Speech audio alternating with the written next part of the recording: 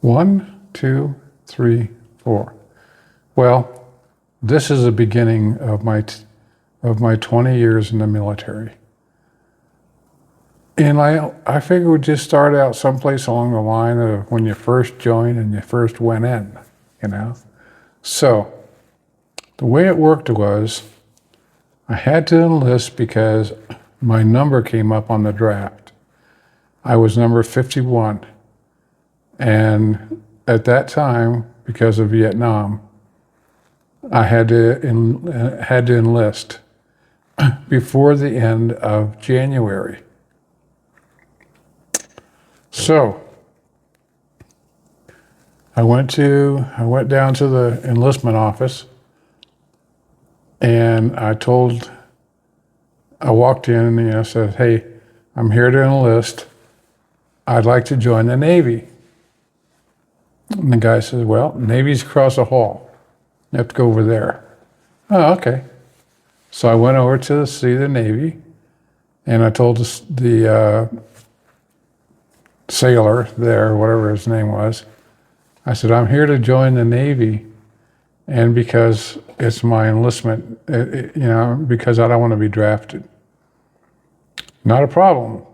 Come right in, sit down. We'll give you a test, and we'll see if you're qualified." Oh, okay.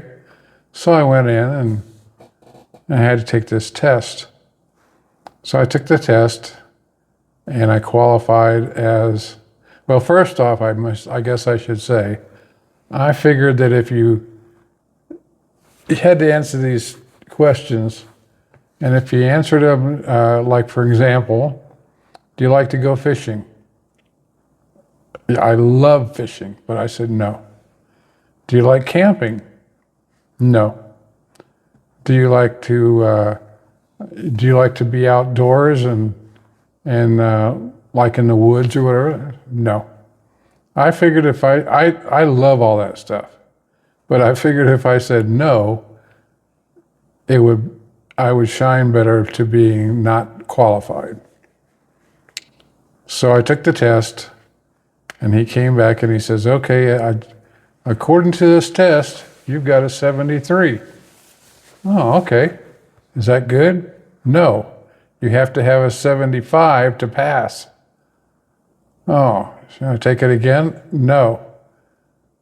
Then what do I do? Well, right across the hall is the Marine Corps, and then down on the left is the Army, and right is Air Force.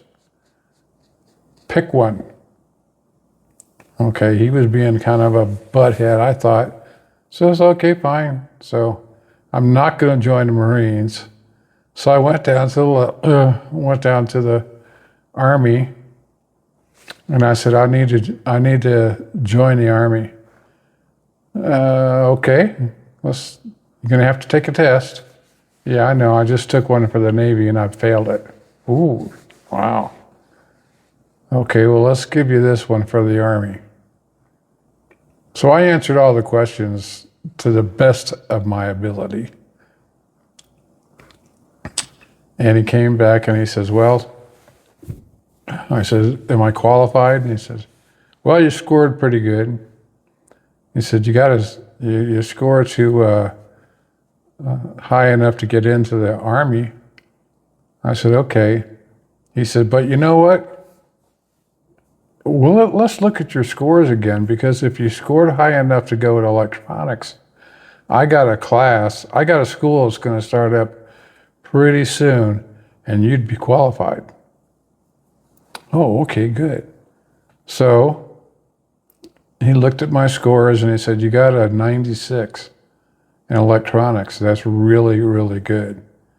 He says, "The school is a tactical microwave repair." Sounds good. I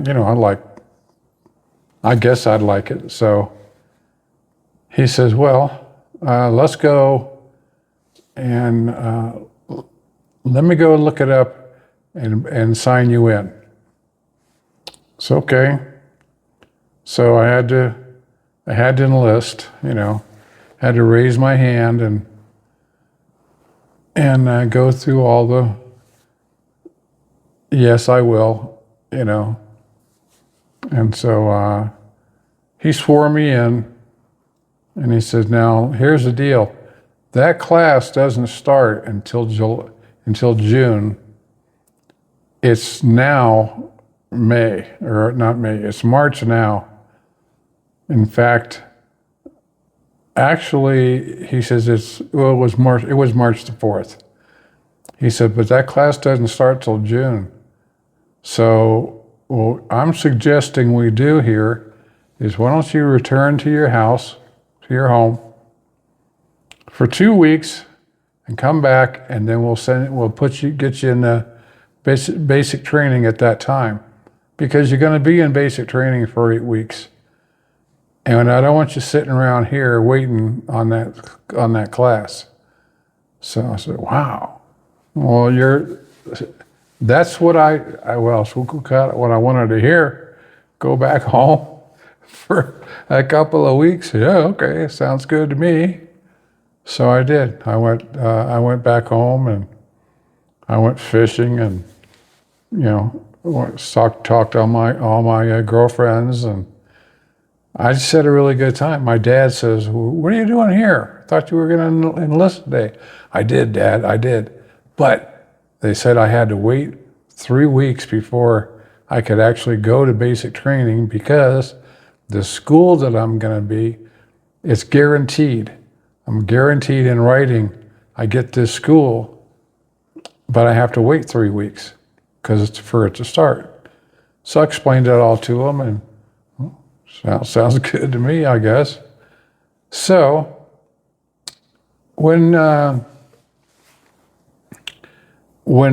the time came around for me to go in, I went back down there, and he says, "Okay, let's get you in. Let's get you to basic training. This is how it works." So I had to leave there and go to go to Jacksonville, Florida, for the induction, to get in. So I got on the bus with 5 or 6 other guys, and we all went up to Jacksonville, Florida, and we went in there, and it was interesting. It was a change to me. I'd never done anything like this before. So I just kind of followed directions. They said, this is what we're going to do. Y'all are going to go downstairs and go and eat. And then we're going to do some paperwork and stuff. And then we'll come back here, and I'll assign you 2 rooms upstairs in a motel here. And then tomorrow morning, you'll be on your way. We'll get things going. Okay, sounds okay to me, I guess. So that's kind of the way it started out. So at that point, I went upstairs, I got ready to go for the next morning. And the next morning, we came downstairs, and there was there was nobody yelling at us or, do this, do that kind of stuff. So I thought, oh, that's great.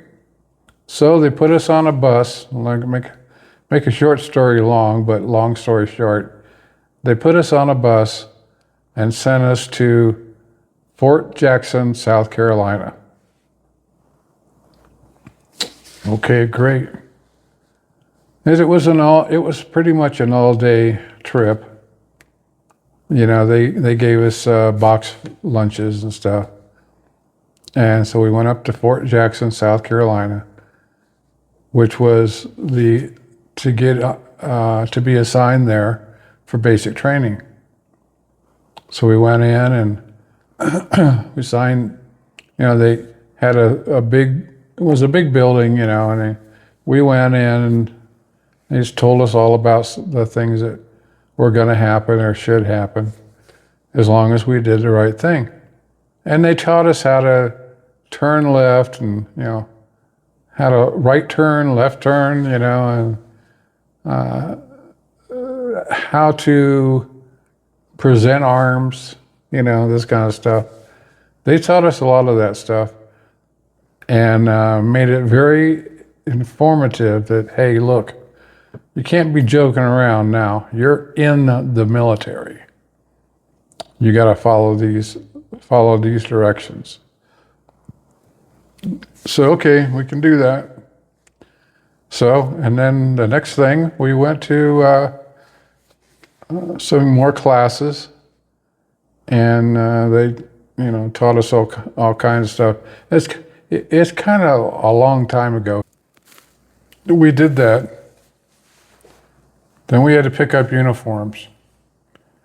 So they issued us all of us. They issued what size you wear, and they wouldn't measure you or nothing. Just here. You wear a 34 long here, and they gave us uniforms. And I remember the uniforms fit pretty good. I was impressed that they got that pretty much right. And they were OD green. I remember they called them fatigues. OD green.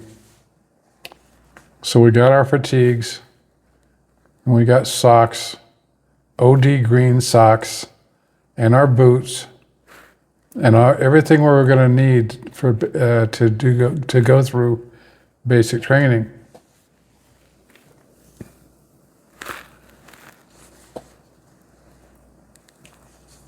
So we were there 2 days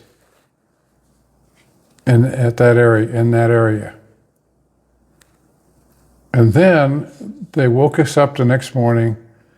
We went downstairs, we got into these deuce and a half trucks.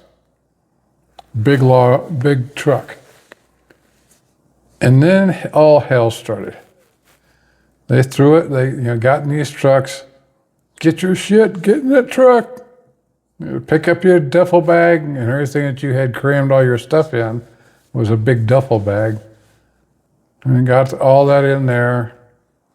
And we got in these trucks, and they put I don't know, I'm thinking it was like 20 of us in one truck, maybe less, but 2 trucks. And then they went from there, they drove us down to the company area. And the company area was 1941 billets. These old buildings from 1941, but that's where we were going to be. And so we went in there and we started, that's where you start basic training. But they were yelling and screaming, get your ass in that truck. And then when we got down there, it was like, get out, fall out, get out of the truck right now.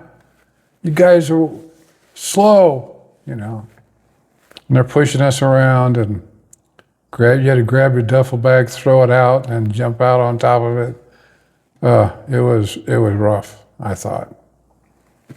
So we did that. Then we went inside this building, and we're all standing, in a line, right next to each other.